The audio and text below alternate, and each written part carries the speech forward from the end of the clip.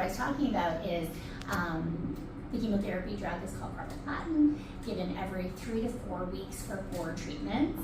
And of the drugs we use, it tends to be quite well tolerated by most patients, meaning, with respect to vomiting, diarrhea, loss of appetite.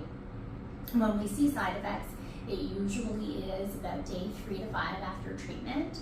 But we send everybody home with medications, supportive medications for nausea and diarrhea to have on hand should side effects develop, and we obviously want to hear about any concerns that you're having.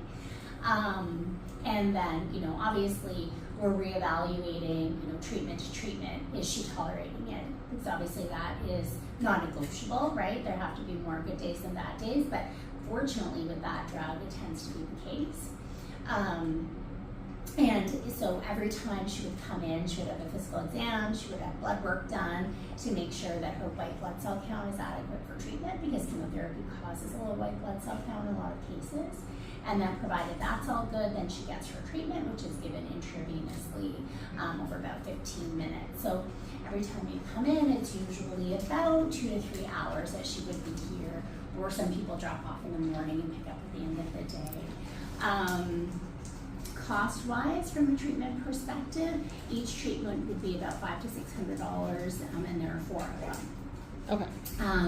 That does not include the times when we're doing chest x-rays, which would add, I think, a few $100s, but I can confirm that for you, for the chest x-rays every time.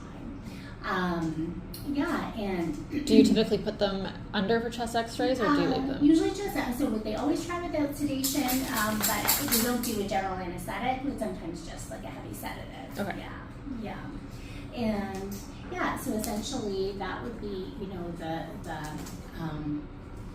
the most aggressive treatment option. The other option, as I said, now, having the limb removed, we know she's pain-free. Certainly some people would elect to just let her enjoy her time, and knowing that unfortunately in most cases we're gonna have far less time, but it should still be good quality time. Ultimately, when spread does develop, as I mentioned, it's most commonly to the lungs. It's interesting that coughing is not usually a symptom until very, very advanced, because they have so much lung reserve. But most commonly, we say it's just like flu-like symptoms, so decreased energy, decreased appetite, decreased willingness to do the things that she would normally do, and then of course it would, prompt us to do x-rays to see if that's the reason why, because obviously she can still get anything anybody else can, right? If she's feeling off, she has vomiting, diarrhea, she can still get anything that